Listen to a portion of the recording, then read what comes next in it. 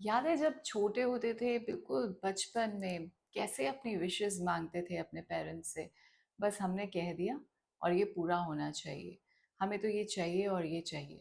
और उसके बाद ये भी नहीं सोचना, क्योंकि इस चीज़ का तो कभी माइंड में थॉट ही नहीं आया कि कैसे पूरी करेंगे वो, क्या वो इसको अफोर्ड कर सकते हैं कि नहीं। ये हमारा रोल नहीं होता था।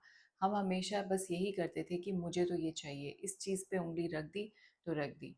ज़िद पकड़ लेते हैं बच्चे, ऐसा बोलते हैं ना। और फिर पेरेंट्स को पूरा करना ही पड़ता है, जैसे तैसे करके वो कर देते हैं। और आज जब हम पेरेंट्स हैं तो हमारे बच्चे भी कुछ इसी तरह करते हैं, और हम सोचते हैं कि अब इस बच्चे ने मांगा है तो हमें किसी तरह से इसकी विशेस फुलफिल करनी है। और हम फिर जुट जाते हैं डिस्कशंस में, अपनी एडजस्टमेंट्स करने में, और हम फाइनली उसकी विशेस को फुलफिल करते हैं। बट जब हमें ये लगता है कि ये चीज़ काम की नहीं है, या ये उसके मतलब की नहीं है, वो डिज़र्व नहीं करता, या उसके लिए भले के लिए नहीं है, बेनिफिट के लिए नहीं है, तो हम नहीं लेके देते। और जब हमें ये लगता है कि ये अभी इसके लिए ठीक नहीं है, आगे जाके इसको इससे बेटर ले देंगे, तो हम वही करते हैं। और उसके साथ में जहाँ हमें लगता है कि ये तो इसके काम का बिल्कुल है ही नहीं, तो हम वो लेकर ही नहीं देते। जैसे कि अगर 4 साल का बच्चा बोले मुझे आईफ़ोन ले दो या फ़ोन ले दो, so definitely parents will say कि नहीं, अभी नहीं।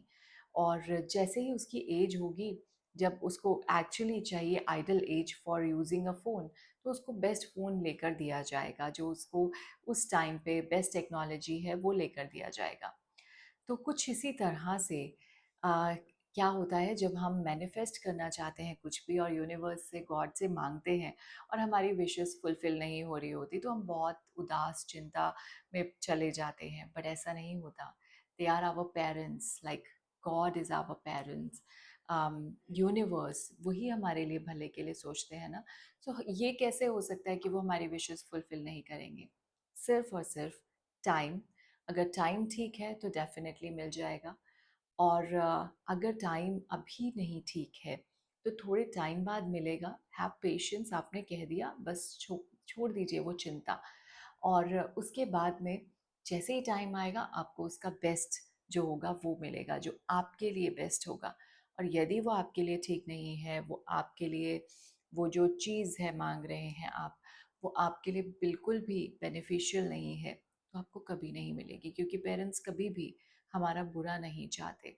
सो बस इसी तरह से ये जो फेथ है ना, कि मैंने बोल दिया मम्मी को, पापा को, अब तो मेरी चीज़ पूरी हो जाएगी, वही कब, कैसे, क्यों, ये वाला रोल जो है वो यूनिवर्स का मैनिफेस्ट करने के लिए।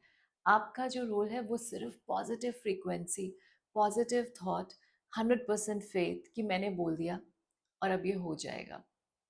कैसे होगा वो उसको पता, लेकिन होगा ज़रूर। तो इसीलिए with faith, with patience, ask universe and affirm from universe, and then you will see कितनी जल्दी आप manifest करते हैं। So this is the basically golden mantra for manifestation। बहुत सारे लोग desperate हो जाते हैं मांगने के बाद, फ्रस्ट्रेट हो जाते हैं, मैं तो ये प्रैक्टिस फॉलो कर रहा हूँ, मैं तो ये प्रैक्टिस फॉलो कर रहा हूँ, इतनी बार दिन में अफर्म करता हूँ बट कुछ नहीं हो रहा है। सो इसका मतलब है कि आपको डाउट है कि शायद नहीं होगा, इसलिए नहीं हो रहा है। जैसे ही आप बस एफर्म कर रहे हैं, लिख रहे हैं, प्रैक्टिस कर रहे हैं, और पॉजिटिव थॉट्स रख रहे हैं, very soon you will encounter that manifestation, right? So have faith and stay blessed.